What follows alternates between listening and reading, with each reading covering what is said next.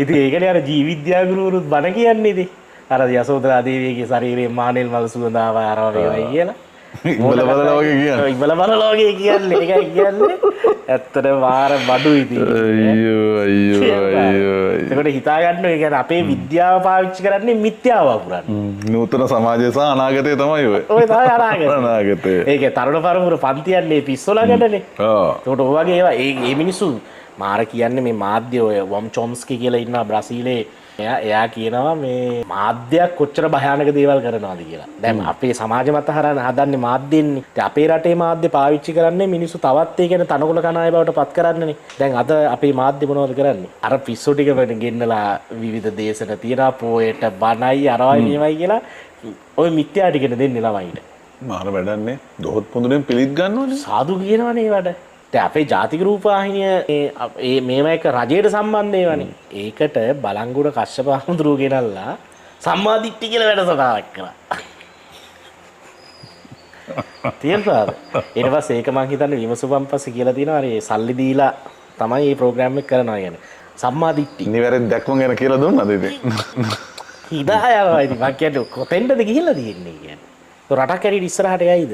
කියන්නේ අපේ ලංකාවේ මිනිස්සු ඉන්නේ මේ යුටෝපියාවකනේ. ඒ කියන්නේ කිසිදා ඉටු නොවන සිහින රාජ්‍යයකින්.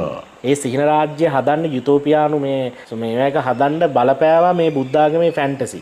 ඒ කියන්නේ දිව්‍ය ලෝක අරවා මේවා අපි නිවන් යන්න ඉන්නේ අරවා මේවයි කියලා නොගිය තැනක් ගැන කාල්පනිකත්වයකින්. මේ ව්‍යවහාරය අහිමි වෙච්ච සමාජයන්නේ ගැඹුරු මහත්මයා මේ. හැමතැනම ෆැන්ටසිනේ තියෙන්නේ. ඒ කියන්නේ යුටෝපියානුවද? ඒ කියන්නේ මේ බුද්ධ ආගම ඇතුලේ දැන් හදලා තියෙන්නේ රෂනල් මේවා එක නෙමෙයි තාර්කිකත්වය නෙමෙයි බුද්ධ ආගම ඇතුලේ හදලා තියෙන්නම ව්‍යවහාරය නෙමෙයි යථාවාදී තථාකාරී ගුණය නෙමෙයි බුද්ධ ආගමේ දැන් හදලා තියෙන්නේ පැහැදිලිවම යුටෝපියානුවාදයක්. ඒක සීන කල්පිතයක්. ඒ කියන්නේ දිව්‍ය ලෝක වේවා පුනර්භව සංකල්ප අරවා මේවා ඊළඟට ලස්සන සුන්දර ශරීර ලබා ගන්න පින් කරන්න කියලා අරවා මේවා ඒ වගේ බයිලා ටිකන්නේ දැන් යන්නේ බුද්ධ ආගම කියලා. ඉතින් සිහින කිසිදා ඊට නොවන සිහින කල්පිතයක ඉඳලා මිනිස්සු මැරිලා යනවා. ව්‍යවහාරය අහිමි කරගෙන තියෙනවා. ඒකට රජයේ මාධ්‍ය ඉඳලා පෞද්ගලික මාධ්‍ය වලුත් ඕවනේ කරන්නේ ඕවනේ ඉතින්. දැන් මං කියන්නේ බුද්ධිමය කවයක් කරන්නේ අපි දැන් මේ හිතපු මිනිස්සුත් ඉතින් ඒ රාජ්‍ය මාධ්‍ය වල දැන් මිත්‍යාව පුරන තත්ත්වයටපත් වෙලා තියෙනවා. මේව හැම එකක්ම මිස්යූස් වෙනවානේ.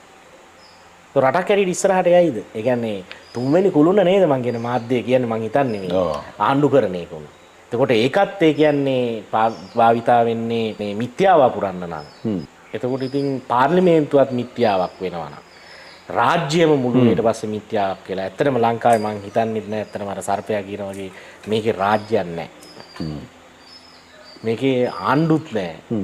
මුකුත්ම නැහැ.